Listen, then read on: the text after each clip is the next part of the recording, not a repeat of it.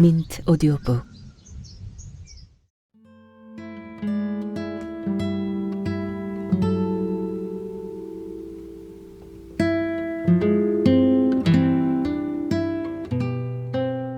오봉아제네 집. 김세인.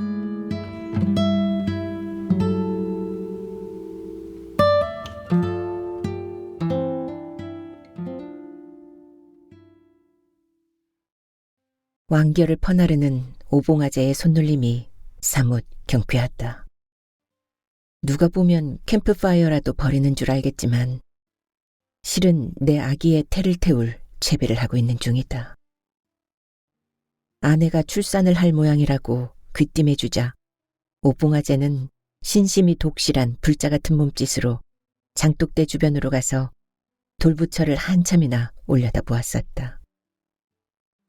이 마을에서는 태를 태워 산에 묻는 습속이 있지만 오봉아제는 어쩜 돌부처 밑에 재를 묻을는지도 모른다. 오봉아제가 제일 신성한 곳이라고 여기는 곳은 돌부처 주변이니까. 울타리는 물론이고 뒷곁 감나무에서 앞마당 자두나무까지 이어진 빨랫줄하며 집안은 온통 기적위천지다. 아내가 어제 갑자기 산기를 느낄 때 모친이 제일 먼저 한 일은 기저귀를 삶아 담가둔 일이었다. 그러더니 오늘 모친은 신새벽부터 일어나 기저귀를 널어놓았다. 기저귀들이 명랑하게 펄럭이며 신생아의 탄생을 알리고 있다. 이다지도 기쁜 이 순간에 일구월심으로 빌어준 오봉아제가 청아한 내 아기의 첫 울음소리를 듣지 못하는 것이 나는 유감이다. 오봉아제가 콧구멍을 벌쭉거리고 산오리 내달인 진돗개 진심이도 따라와서 얼쩡거린다. 아무래도 아들인지 딸인지 궁금한 모양이다. 오봉아제는 연신 끄끄거린다. 그래, 애미와 아이는 무사하냐, 여식이냐 사내냐. 성한 사람이라면 아마도 이렇게 물어볼 터인데 무턱대고 끄끄거리고만 있다. 오봉아제는 귀가 먹었을 뿐만 아니라 말도 하지 못한다.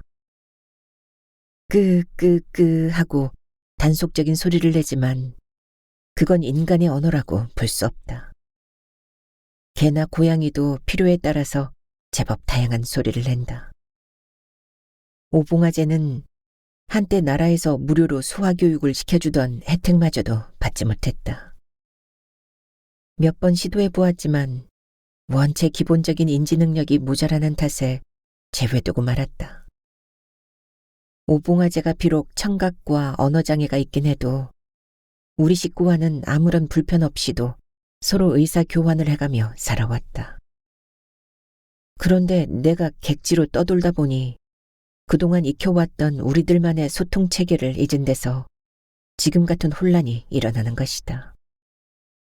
도대체 딸아이를 뭐라고 표현해야만 이 양반이 알아들을 수 있을는지.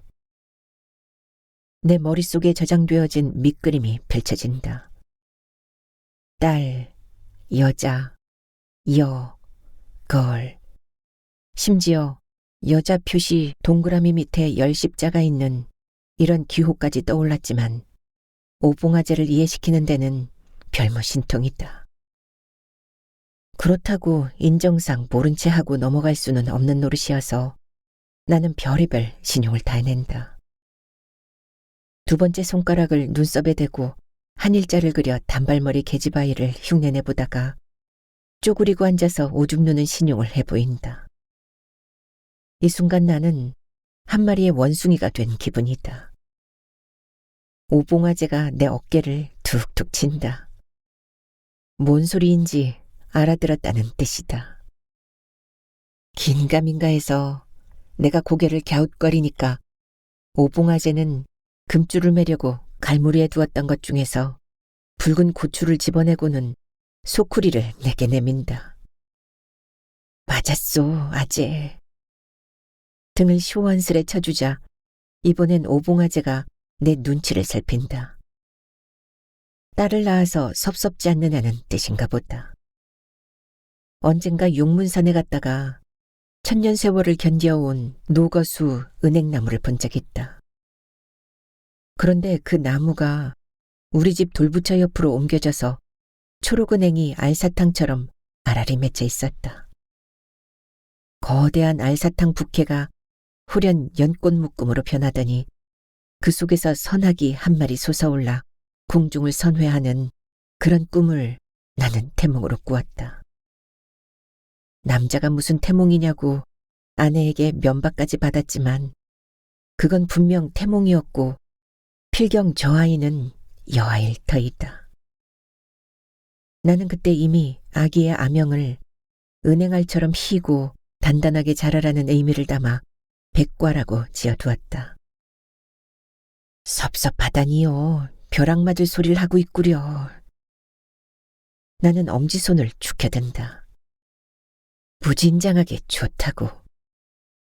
그제야 오봉아제도 엄지손가락을 들어 힘을 팍 준다. 음료수 선전으로 한때 유행을 했던 따봉 하는 그 폼은 이미 60년 전부터 써오던 오봉아제의 전매 특허다. 내가 초등학교에 입학하던 날이었다. 모치는 내게 하얀 스텐칼라와 야단스럽게 광을 내는 5개의 금빛 단추가 달린 검정 양복을 입혀주고는 앉으라 일렀다. 모친도 방 가운데에 다리를 쫙 벌려 앉았다. 모친이 보자기처럼 펼쳐진 치마폭에 마분지 뭉치를 뚜루루 풀어내자 운동화가 나왔다. 이야, 내 입에서는 저절로 탄성이 나왔다. 나를 놀래켜주려고 그렇게 깜짝 선물을 준비한 모친의 얼굴에는 자부가 넘쳐났다. 모친이 공들여 운동화 끈을 매주어 나를 체경 앞에 세워놓았을 때 멋진 꼬마 신사가 나타났다.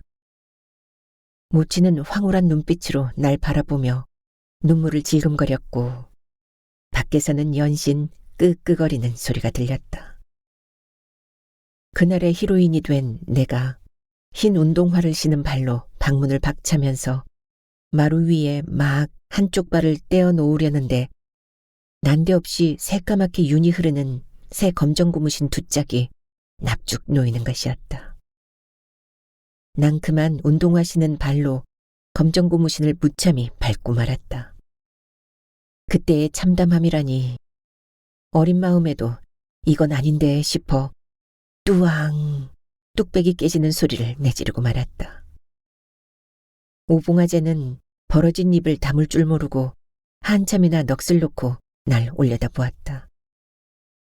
그 눈길에는 내가 감당하기에 버거울 만큼의 사랑과 감사가 담겨 있었다. 오봉아제는 이내 엄지를 세워 보였다. 나는 모친과 오봉아제의 손을 잡고 학교에 갔다. 축 입학이란 현수막 아래에서 오봉아제가 예의 그 엄지손가락을 들어 올려주었다. 나는 오봉아제를 등 뒤에 세워놓고 세상 속으로 젖발을 내디뎠다. 그 해의 학년 말이었다. 개근상장을 받아들고 와보니 집에는 오봉아제만 있었다. 장난기가 발동한 나는 개근상이라고 쓰여진 곳을 가리키며 엄지를 축혀들었다. 당연히 내가 공부를 잘해서 상을 타온 줄로 이해한 오봉아제는 나를 번쩍 들고는 빙글빙글 돌리다가 내려놓으며 건배제의라도 하듯이 예의 그 엄지를 들어주었다. 저녁 때 모친이 돌아왔을 때 오봉아제는 싱글벙글거리며 낮에 있었던 상황을 재현했다. 그깟 개근상장에 저렇게 좋아할 때야 우등상장을 타오면 까무러치겠다고 모친이 말했다. 결과적으로 두 사람을 속인 나는 쉰 뜨물을 퍼먹은 것 마냥 저녁 내내 기분이 언짢았다. 짚을 추리던 오봉아제는 중국집 주방장같이 양팔을 쫙쫙 늘어 보이며 굴뚝 모퉁이로 돌아간다. 아무래도 짚이 마음에 들지 않는 모양이다. 나도 줄레해줄레 그 뒤를 따라 붙는다. 쥐새끼 울음소리가 난다. 오봉아재가 집가리를 드러낸다. 세상에, 집단 밑에는 갓 태어난 새빨간 쥐새끼 5-마리가 고물거리고 있고 어미 쥐가 이빨을 드러내며 쥐쥐 괴성을 지르고 있다. 그것들을 그냥 나는 담매에 요절을 내버리고 싶어 장작개비를 집어들었다. 오봉아재가 질겁하며 손사래를 친다. 내가 몽둥이를 놓지 못하고 무르춤하게 서 있자니까 오봉아재는 숫째 날 잡아잡수 하는 듯이 온몸으로 엎드려 방패막이를 하고 있다. 행동이 굼뜨고 무슨 일에나 딱 부러지게 자기 주장을 드러내지 않던 양반이 왜 저러는지 모르겠다. 신생아는 면역이 약하다는데 식중독은 물론이요 고열에 간염을 일으키는 출혈열 바이러스까지도 쥐란 놈이 옮긴다던데. 장작개비를 들고 있는 내 머릿속에는 근심이 제멋대로 부풀려지고 있다. 아시아에서 쥐에게 먹히는 곡물만도 전 생산량의 20%라던데 20%라면 쌀 10가마 중 2가마니이니 우습게 여길 일이 아닌데 저 양반이 참말. 나는 차라리 내 성질에 못 이겨 기권을 하고 장작개비를 제자리에 던져둔다. 오봉아재는 그제야 꾸물꾸물 일어나 집단을 도로 그 자리에 덮어둔다. 이쪽 끄트머리에서 집단을 챙겨 뒷곁을 나서긴 하는데 미심쩍은 기색은 여전히 거둬내지 않고 있다. 해 넘어가면 다시 오리라 마음먹으며 나는 짐짓 시치미 떼고 따라 나온다. 오봉아재는 집단을 풀어 헤쳐가며 그 중에서 파릇파릇한 기가 도는 횟집을 골라 왼 새끼를 꼰다. 금줄은 왼쪽으로 꼰다는 걸 오봉아재도 안다는 게 나는 신기하다. 파락 파락 파라락 새끼 꼬는 소리가 내 마음에 깃들어 있는 동심을 일깨운다. 외딴 집에 사는 나는 친구가 궁했다. 오봉아재의 처지도 나와 다르진 않았으므로 우린 늘 붙어 다녔다. 새끼줄을 나무 기둥에 붙잡아 매어 한 사람이 돌리고 한 사람은 그 안에 들어가 줄넘기를 했다. 내가 돌릴 때면 오봉아재는 몸을 캥거루처럼 움츠리고 쿵쿵 뛰었다. 둥그렇게 이은 새끼줄 안에 들어가서 칙칙폭폭 기차 소리를 내며 온종일 논둑을 헤매 다녔고 나는 걸핏하면 서울 구경한답시고 무동을 태워달라 졸랐고 그것도 실증나면 말놀이를 하자며 아무데서나 오봉아재를 꿇어 엎드리게 했다. 천성이 묻어난 오봉아재는 기꺼이 나를 업고 밭구랑을 기어다녔다. 이랴 길길. 꼬마 마사는 호령을 했지만 등에 탄 나나 엎드린 오봉아재나 키 큰 호밀밭에서는 세상이 보일 리 만무했다. 우리는 그냥 흙을 파는 두더지의 다름 아니었다. 돌이켜보니 내 인생에 있어서 그래도 흙 두더지이던 그때가 행복이었다. 파락 파락 파라락. 왼손을 위로 올린 자세로 두 손을 마주 비벼댄다. 비과 사탕을 엮어놓은 것처럼 일정하게 꼬아진 한 발 길이의 새끼줄을 공중에 지켜들고서 잔터를 뜯어내가며 손질을 한 다음 엉덩이를 한번 들썩 들어올려 뒷공무니 쪽으로 잡아 빼놓는다. 예술이 따로 없다. 만약 내게 온전했던 왼쪽 팔을 단 5분만이라도 붙여준다면 나도 저렇게 한번 멋들어지게 새끼를 꼬아보고 싶다. 내가 왜 점점 이렇게 잔망스러워지는지 모르겠다. 별것도 아닌 일을 가지고 시샘이나 하고 나는 팔 한쪽이 없다. 지금 착용하고 있는 이 의수를 가지고서는 죽었다 깨난다 해도 저렇게 새끼를 꼴 수는 없는 노릇이다. 뿐만 아니라 우리 아기가 걸음마 배우다 넘어질 적에도 나는 본인은 아니지만 한 팔로 독수리처럼 난폭하게 등떨미를 낚아채거나 모가지를 거머쥐어야 할 것이다. 가짜 팔은 어디까지나 신용뿐인 헛개비이니까. 오봉아재는 닭곤 새끼를 풀어지지 않도록 악귀를 짓더니 청솔가지와 숯을 번갈아 끼워 삽작에 걸어놓고 올려다본다. 아무래도 허전한지 아까 집어냈던 붉은 고추를 양쪽 끝에다 꽂는다. 보기 좋다. 뿐이랴. 금줄이 쳐져 있는 동안 우리 집에는 외지 사람은 얼씬도 하지 않을 것이다. 누구보다도 우리 가족을 힘들게 했던 우리 문중 사람인 서울 양반도 당분간은 조용할 것이다. 남들이 들으면 왜 하필 문중 사람을 들먹이느냐고 나를 되지 못한 사람으로 치부해버리겠어서 나는 저간의 사정 이야기를 좀 해둬야겠다. 내 조부께서는 선대로부터 물려받은 가산을 누름으로 탕진했고 그 끝에 가옥마저 남의 손에 넘기고 말았다. 오봉아제네가 서울로 이사를 가게 된 것은 그 임시였다. 오봉아제는 지금보다도 더 반편이인데다가 너무나 병약해서 사람 구실을 못할 지경이었다. 오봉아제 부친은 그런 아들을 맡아줄 것을 부탁하면서 이 집을 넘겨주겠다는 조건을 붙였다. 집을 명의 이전했다가 노름빚으로 넘어갈 걸 염려하던 조부는 집문서를 건네받지 않았다. 그쪽에서도 어디까지나 집 임자는 내 조부라고 못을 박으며 우리 가수를 이 집으로 이사시켰다.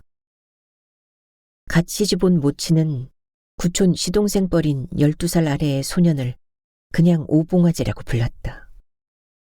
오봉아제네는 학렬이 높았다.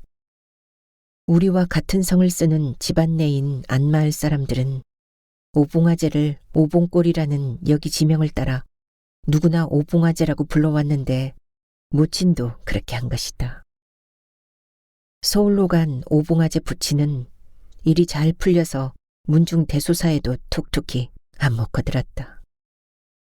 10월 시제 때나 벌초를 할 때에도 빠짐없이 참석하여 돈푼깨나 뿌리며 낯을 세웠다. 우리 조부와 부친이 돌아가자 문중의 시제답 댄마지기를 우리가 부쳐먹을 수 있도록 주선해준 사람도 오봉아제의 부친이었다. 동네 사람들은 오봉아제의 부친을 서울 양반이라고 불렀는데 그 호칭은 전수되어 오봉아제의 부친이 죽고 나서 그 손자인 오봉아제의 조카보고도 집안 내 사람들은 서울 양반이라고 불러오고 있다. 그러나 서울 양반의 인심은 예전과는 딴판이다. 요즘 들어서는 설상가상으로 동네에 고속도로가 뚫린다고 땅금이 들썩거리니까 서울 양반이 고향에 돌아와 삼촌인 오봉아제를 모시며 농사를 짓겠다고 집을 내놓으라고 했다. 우리로서는 생각도 못 해본 재난이 닥친 것이었다.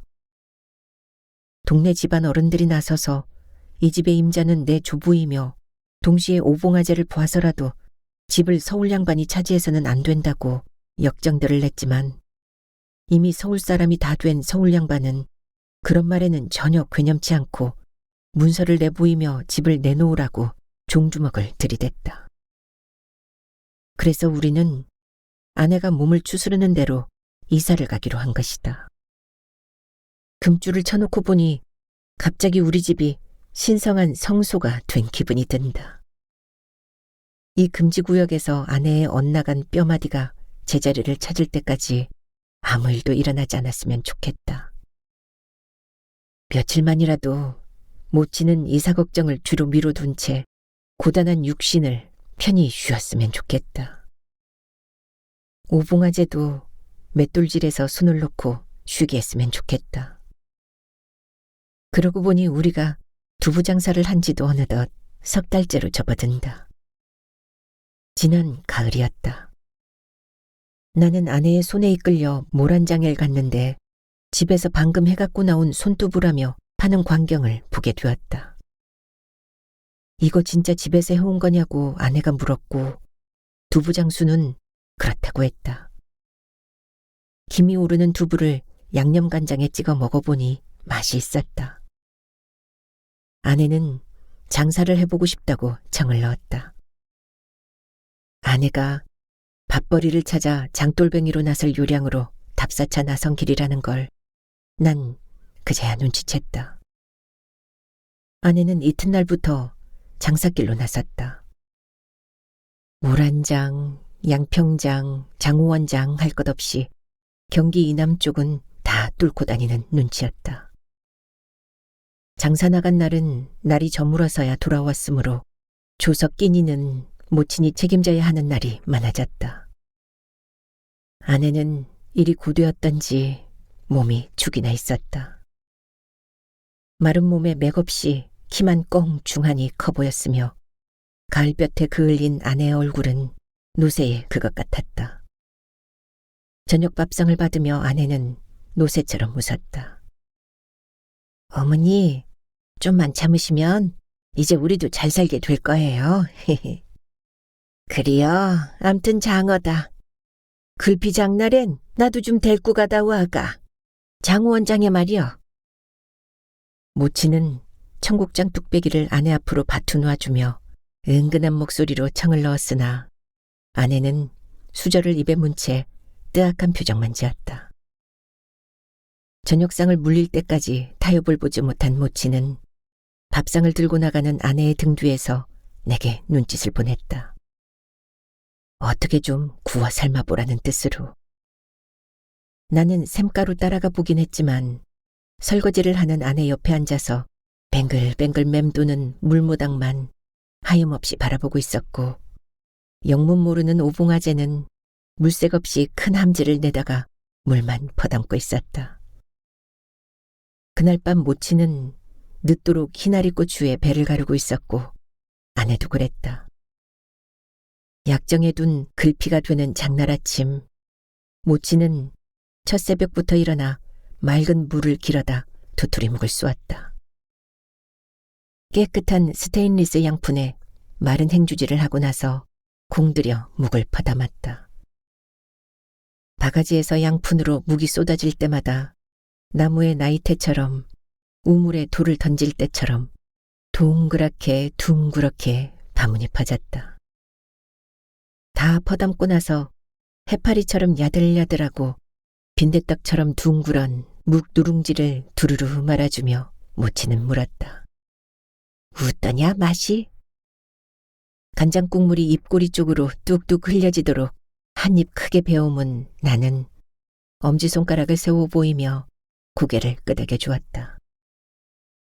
묵을 풀 때 벌써 잘 수워졌다는 것을 알아보긴 했지만 농도도 알맞고 도토리내가 쌉싸래하게 입안에 퍼지는 게 맛은 전하 일미였다.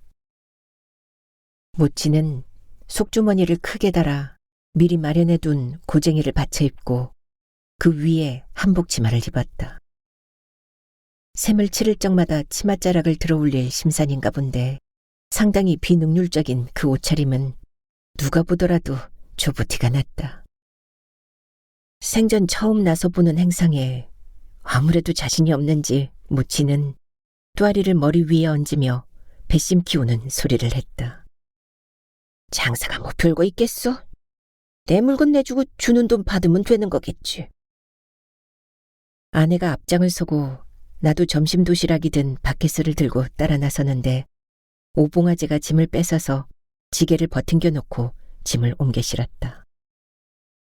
실랑이를 벌이다가 결국 오봉아재까지 대동을 하게 되었다. 고개 넘어 삼거리쯤 나서서 기다리니까 웬 봉고차가 한 대 와서 멈췄다. 봉고차 내부에는 휴대용 불판과 모란장에서 본 두부 모판이 있었다.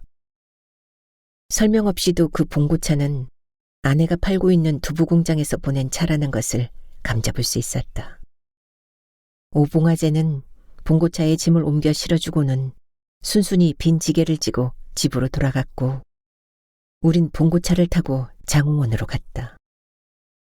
아내와 모치는 시장 한 귀퉁이에 각자 전을 버려놓았다. 자, 두부 있어요, 두부. 집에서 방금 쑤어온 따끈따끈한 손두부 있어요. 순 서울 토박이가 어설프게 질러대는 우리 동네 사투리는 어딘가 희극적인 데가 있다. 비유가 적절할지 어떨지는 모르지만 경상도 출신 국회의원이 전라도에 가서 그쪽 사투리를 구사하며 한 표 구걸하는 느낌이었다. 아내가 시키는 대로 깍두기 모양 썰어놓은 도토리묵을 모치는 이쑤시개에 꽂아 두 손으로 받쳐들고 외쳐댔다. 진짜로다. 내가 직접 식전 대바람부터 쏘아갖고 나왔구먼이요. 맛이 웃던가 자셔나 보세이덜. 모친의 얼굴에는 진짜 백이라는 자신감에다 아들 며느리를 대동한 데 대한 기세가 엿보였다. 진작에 나도 묵장사루다 나설 걸 그랬구먼. 이렇게나 되면 금세 떼부자 될 것 같아. 저녁바람이 제법 매웠는데도 모친 얼굴에는 열이 고여 있었다. 두부가 한참 팔리고 나면 모친은 아유 다행이다. 두부가 더 잘 팔려서 했고 묵이 잘 팔리면 얼렁 떨어번지고 내가 두부 팔아줄게 그랬다. 두부판이 거지반 다 비었을 때였다. 오봉아지가 빈지개를 쥐고 비척비척 걸어오고 있었다. 모치는 집 잃은 강아지 보듬듯 오봉아지를 맞았다. 두부 공장에서는 아침에는 태워다 주어도 저녁에는 각자 파장 시간이 다르므로 태워다 주지 않았다. 오봉아제는 막차가 들어오는 시간이면 아내의 마중을 나가곤 했었다. 자, 떨이요, 떨이. 집에서 막 쏘온 진짜 손두부 있어요. 아줌마, 이거 진짜 맞죠? 손님이 10,000원짜리를 꺼내며 물었다. 그러자 일행인 듯 싶은 여인네가 다음에 살게요 하면서 자기 일행의 팔을 잡아 끌었다. 두부 공장에서 떼다 팔면서 진짜라고 사기치는 거야. 이젠 도토리묵까지 가지고 나왔네. 근데 저러고 있으니까 진짜 가족 같지 않냐? 먹고 사는 것도 여러 질이라니까. 손님들이 짓거리는 말을 들은 모치는 말문을 못 열고 우두망잘 서 있었고 아내는 고개를 돌렸다. 허옇게 버짐핀 얼굴하며 아내의 모습은 추레하기 그지없었고 밖에서 보는 오봉아제의 목은 더 비뚤어져 보였다. 게다가 외팔인 나까지. 모치는 그날 밤 아내를 붙들어 앉혀놓고 조곤조곤 다 일렀다. 아무리 가난하게 살더라도 진짜는 진짜라고 하고 가짜는 가짜라고 하면서 살자는 게 모친 이야기의 골자였다. 그러면서 모치는 없이 사는 게 죄라고 우리도 뭔가 먹고 살 궁리를 해보자고 했다. 내년이면 이제 식구도 하나 더 느는데 언제까지 시제답에만 의존해서 살 수는 없는 노릇 아니냐고. 모친의 말을 다소곳이 듣고 난 아내는 두부 장사를 본격적으로 해보자고 제안했다. 처음에 그 말을 들을 적에 나는 솔직히 저 여자가 미쳤나. 그만큼 타일렀으면 알아들어야지. 그런 심정이었다. 그런데 모치는 반색을 하며 그럼 됐다. 나도 너와 같은 생각이니까 하며 무릎걸음으로 다가가 아내 손을 덥석 잡았다. 그때부터 우리는 진짜 손두부 장사를 하게 된 것이다. 이제는 어느 정도 자리가 잡혀 인근 마을에서까지 두부를 사러 온다. 앞마을에서 크고 작은 대소사가 생기면 을에 맞춤 두부를 해갔다. 농번기 때 일꾼을 모아 일하는 날엔 막걸리와 따끈한 두부로 새참을 먹을 거란다. 마을 사람들이 고추대나 깻단 그리고 뽕나무 가지에서부터 망가진 가구까지 경운기로 실어다 주며 땔감은 앞으로 1년을 쓰고도 남을 만큼 확보해 놓은 상태다. 재미있는 일도 있었다. 오봉아제와 내가 마루에 앉아 슬렁슬렁 두부콩을 갈면 외지 사람들은 민속놀이라도 보는 양 신기해했다. 사진도 같이 찍어가고 여행 선물로 준다며 두부를 사가곤 했다. 아직까지도 두부의 간수 조절을 하는 것이나 순두부가 어느 정도로 엉겨야 짤 때가 됐는지 하는 것은 전적으로 모친의 몫이었지만 콩을 들여오는 일에서부터 남은 두부 처리 같은 총체적인 일은 아내가 주관을 해오고 있다. 그래서 성한 내 오른손은 쓸만해서 오봉아재와 마주 앉아 맷돌질을 하면 손이 척척 들어맞는다. 흠집난 콩도 성한 콩도 모두 한 통 속으로 갈려져 나오는 것이 나는 마음에 든다. 그러나 이제 이사를 가면 두부 장사를 이어서 하게 될지 어떨지는 잘 모르겠다. 마을 안에 있으면 외지인들이 찾아오기도 쉽지 않을 뿐더러 조용한 농촌 마을에 공연히 폐해를 끼치게 되진 않을까 걱정도 된다. 드디어 안방문이 열리고 이마에 땀범벅이 된 모친이 대야를 들고 나온다. 나를 향해 고개를 끄덕이며 웃고 있는 저 모습이 생경스럽다. 뭐랄까, 구판을 차려놓고 삼지창을 손에 든 무녀 같다고나 할까. 처방전을 써준 약방 노인 같다고나 할까. 의기양양하면서도 무언가 삼가는 눈빛은 차라리 외경스럽기까지 하다. 대야를 마루 끝에다 내려놓더니 치마허리를 고쳐맨다. 자신을 단속하느라 한평생을 옥죄어 매보고도 아직도 서툰지 앉았다 일어서기가 무섭게 치마 말기가 흘러내린다. 솜씨 탓이 아니다. 죄가 있다면 밋밋한 젖가슴 탓일 것이다. 따지고 보면 그것만도 아닐 터이다. 모친의 몸피가 저토록 가벼워진 데는 내가 일조한 바가 적지 않음을 모르는 바 아니어서 나는 제풀에 고개가 꺾이고 만다. 모친이 부엌으로 들어가자 아까부터 끓고 있던 미역국 냄새가 이제 본격적으로 온 집안에 퍼진다. 모친은 평소에 받아먹지 않던 새 상에다 미역국과 밥을 받쳐서 들고 나온다. 오봉아재가 시종처럼 따라와 어여 들어가 보라고 손을 들어주고 진심이도 꼬리를 흔든다. 어떻게 생긴 녀석이기에 이제야 나타났는지 상면을 하지 않고는 못 베기겠어서 나는 문을 열어주는 척 하면서 모친을 따라 방으로 들어간다. 비린내가 먼저 내 코끝에 엉겨붙더니 뒤이어 쥐새끼 같은 살빛을 한 핏덩이가 눈에 들어온다. 아기는 새근새근 고른 숨소리를 내며 잠들어 있다. 굴뚝 모퉁이에 있던 쥐의 일가와 지금 이 방 안에 펼쳐진 광경이 겹친다. 오봉아재의 그 무구한 눈망울이 스쳐 지나간다. 나는 일망타진하려고 장작개비를 집어들었던 미숙한 손으로 차마 아기를 안아보지 못한다. 딸이에요, 여보. 세상에, 얼마나 힘이 들었으면 주먹만 하던 아내의 얼굴이 늙은 호박만해졌다. 생각 같아서는 아내의 손을 덥석 움켜쥐어주며 등이라도 투덕거려주고 싶지만 모친이 계시는 터다. 애썼소. 한마디 건네고 만다. 모친은 소매 끝으로 연신 콧물을 찍어내면서 손수 아내에게 첫 국밥을 먹여준다. 못 이기는 채 두어 모금 받아먹던 아내는 수저를 받아든다. 후루룩 후루룩 아내의 목구멍으로 국국물 넘어가는 소리가 듣기 좋다. 우리 집안에서 언내 울음소리가 난 게 도대체 울마만인가 몰라. 그치 애비야. 자그마치 45년 만이지 않은가 말이여. 그렇다.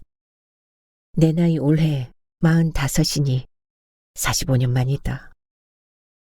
결혼해서 7년 만에 아내는 첫 아이를 유산했고 연이어 임신을 했지만 둘째 아이도 그렇게 잃었다. 그 생각을 하니 기분이 다시 잡잡해진다. 군대를 제대하고 나서 나는 만두회사에 입사했다. 고기를 가는 롤러에 팔이 휘감기는 사고를 당해 한쪽 팔을 잃어버려 졸지에 장애자가 되었다. 그날의 참담한 심정은 새삼 들먹이고 싶지 않다. 그 뒤 어찌어찌해서 신문지 바르는 제집회사에 다니게 되었지만 환경오염시킨다는 이유로 회사가 지방으로 밀려가게 되었다. 회사 측에서 현지인을 고용하면서 기존의 직원을 대거 명퇴를 시키는 바람에 난 실직자가 되었다. 걱정 말아요, 여보. 삿입에 거미줄 칠까, 설마. 아내는 바통을 이어받은 장거리 주자가 되어 생활전선으로 뛰어들었다. 상추 볶는 일을 하러 하남시로 미사리로 원정을 가기도 했고 광고 전단지를 붙이는 등 뜸벌이를 했다.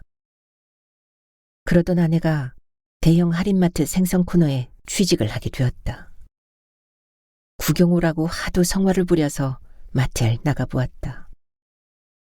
난 지각 변동이 일어나 둘리처럼 빙하를 타고 알래스카에 당도하지 않았나 하는 착각에 빠졌다. 비척비척 다가가서 알래스카 앞을 기웃거려 보았다. 거대한 냉동 창고는 연신 생선 상자들과 얼음 조각들을 토해냈다. 흰 장화 위에 비닐로 된 흰 앞치마를 두르고 역시 흰색 토시에 흰색 모자까지 갖추어 쓴 사람들이 쇠갈고리로 생선을 찍어내고 있었다.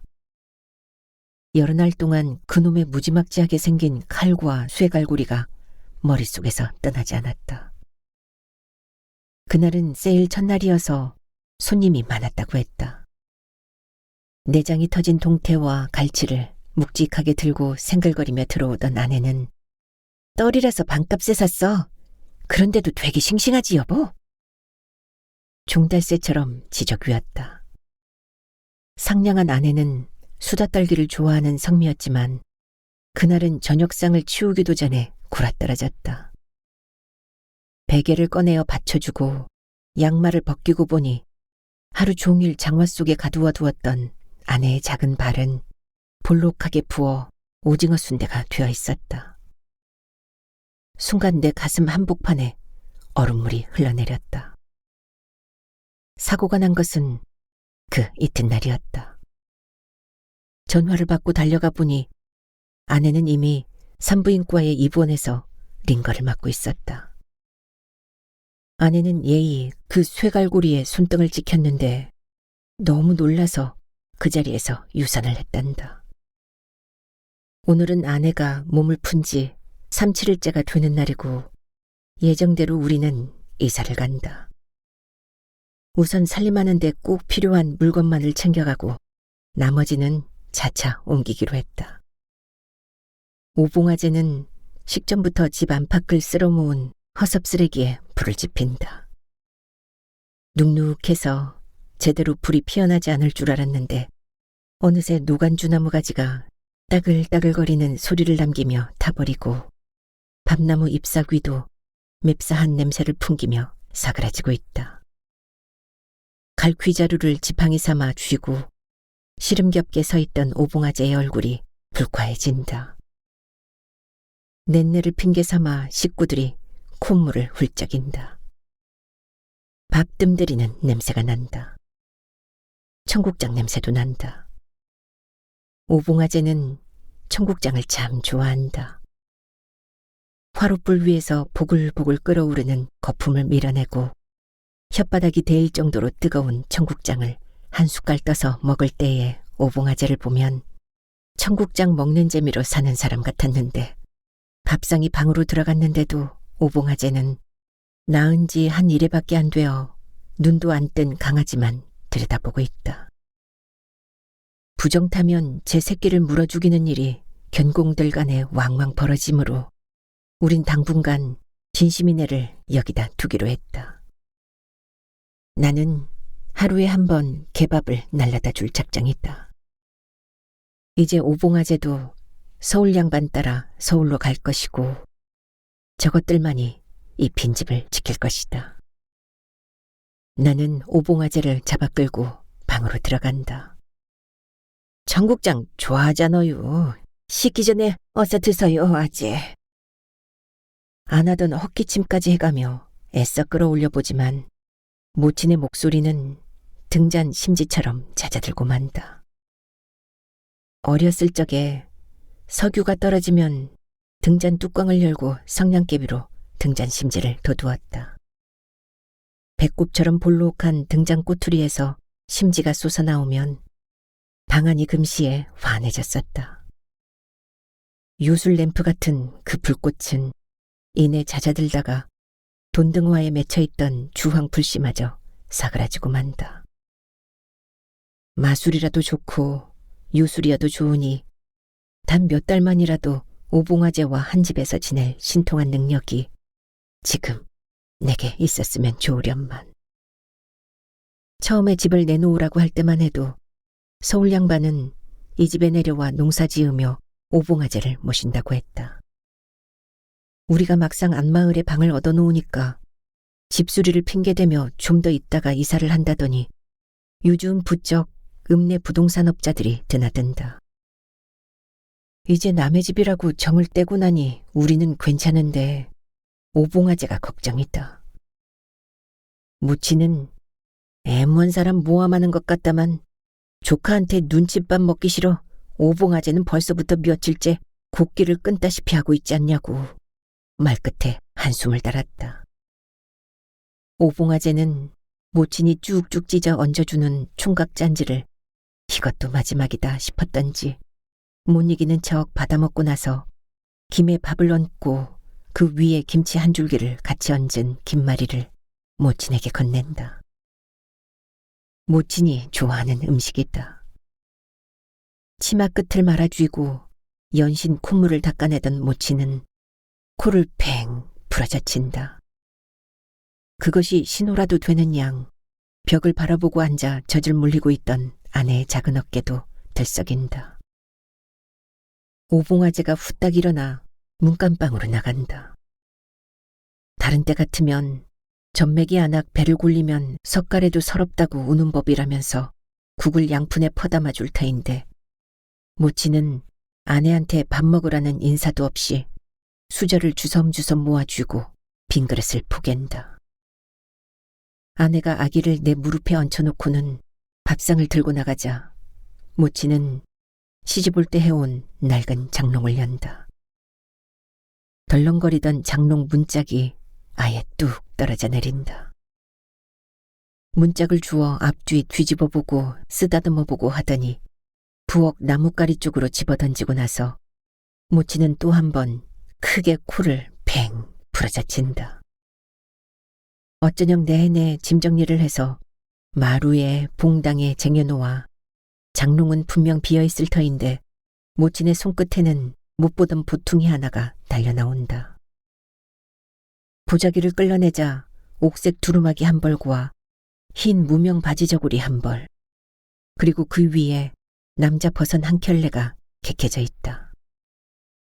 모치는 빈 보자기를 두루루 말아 다른 짐꾸러미에 질러놓고는 한복을 들고 일어선다.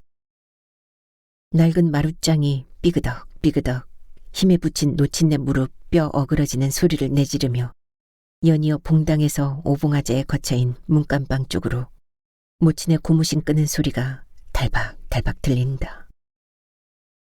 모친이 장롱 속에서 빠져나가 버린 것 같은 착각이 일어난다.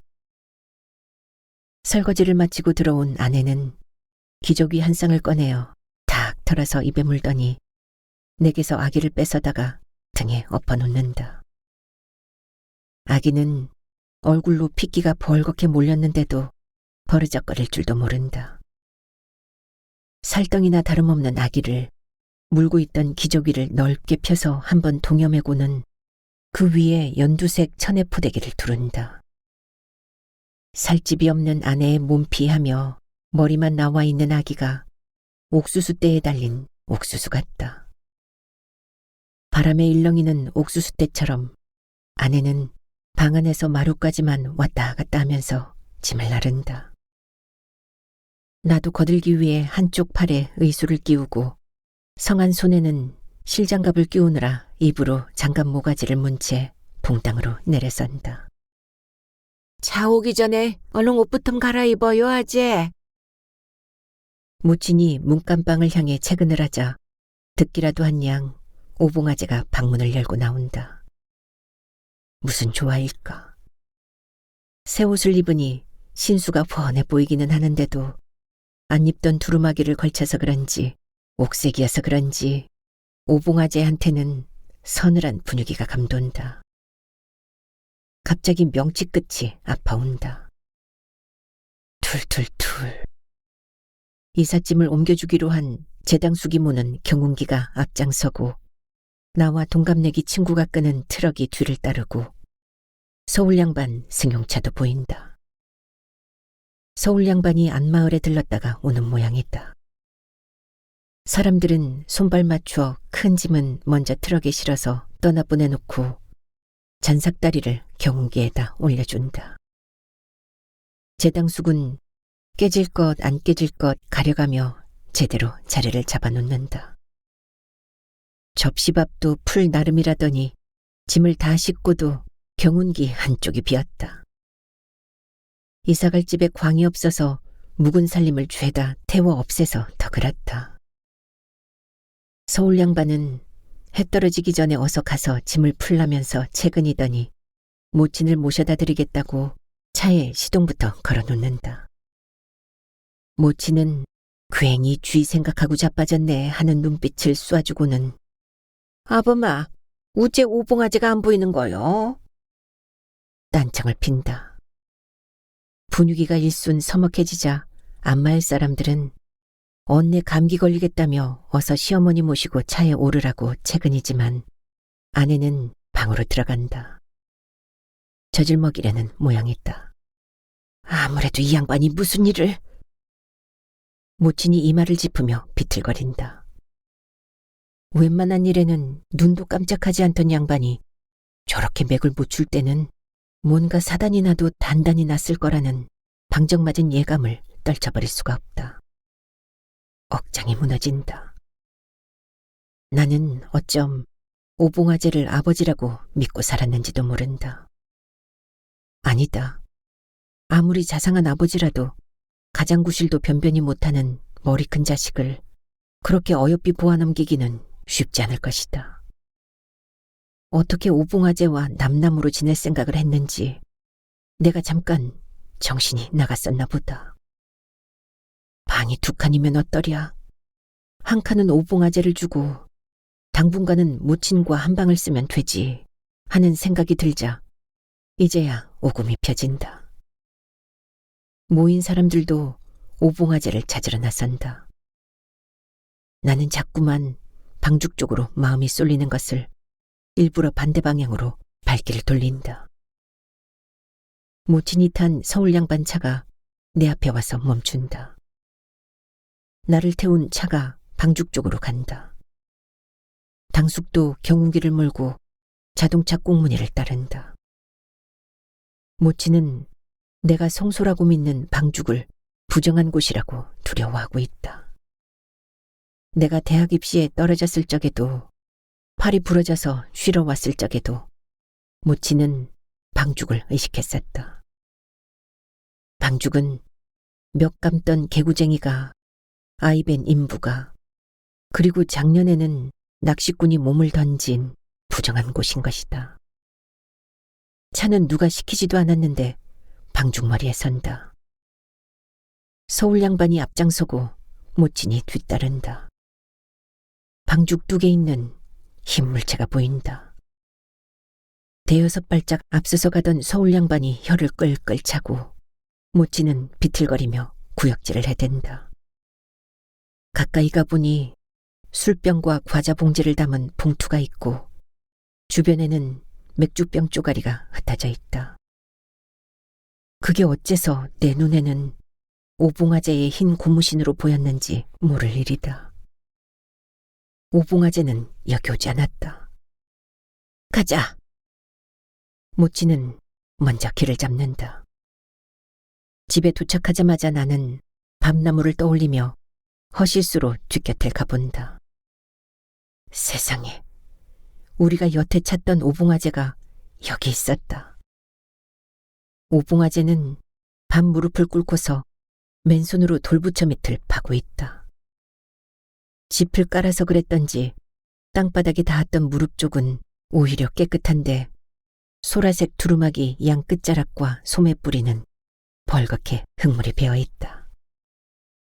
그런데도 진술 두루마기 의관을 갖춰 입은 오봉아재의 모습은 정하다 못해 어떤 주술적인 경건함마저 느껴진다. 나이 가늠도 모호하며 한 세기 전에 살던 사람이 환생한 듯하다.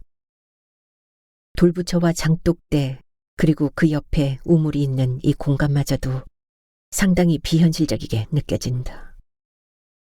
툴툴툴. 경운기 소리가 점점 가까이 다가온다. 오봉아재는 장독대 밑에서 신주단지를 파내어 전도구니에 묻은 흙을 털어낸다. 그것은 신주단지가 아니고 웬 사기 요강이다. 오봉아재는 내가 헛개비로 보이는지 눈길도 주지 않은 채 신주단지만 모시고 앞마당으로 비척비척 걸어가더니 경운기에 올라앉은 모친의 품에 안겨준다. 모친의 팔이 무릎 아래로 슬금 내려오는 것을 보니 꽤 무거운 모양이다. 오봉아재는 모친의 팔을 한번 눌러주더니 어서 가라고 팔을 휘적거린다. 내심 요강 쪽이 궁금할 터인데도 아무도 입을 못 대고 그저 오봉아재와 모친의 거동만 응시하고들 있다. 그러자 우리 집과 제일 가깝게 지내는 재당숙이 마치 남들이 꺼리는 일을 도맡기라도 하는 듯이 뚜껑을 열고 요강을 들여다본다. 세상에, 이게 다 돈이네. 서울 양반의 눈이 휘둥그레진다. 요강 속에는 10,000원권 지폐에서부터 100원짜리 동전까지 거의 하나가득 들어차 있다. 재당숙이 요강 속을 헤적여서 내용물을 꺼내 보인다. 밑으로 갈수록 지금은 사용하지 않는 빨간 지전도 있고 1원짜리 구리동전, 그리고 시커멓게 녹슨 부러진 은비녀와 닳고 다른 가락지도 있다. 오봉아재는 돈으로 물건을 사고 파는 교환 방식을 모른다. 술, 담배도 하지 않는다. 사람들은 무슨 모이라도 하려는 듯이 땅바닥만 내려다보고 있고 서울 양반은 담배를 피며 연신 "하이 참, 허이 참네" 하고 있다. 모친은 사기 요강 단지를 그러하는 채 아예 다리를 쫙 벌리고 앉아서 마루 밑 강아지들한테 시름없는 눈길을 풀어놓고 있다. 꽃샘 바람이 한바탕 불어와 요강 안의 지폐를 날려보내는 것도 모른 채.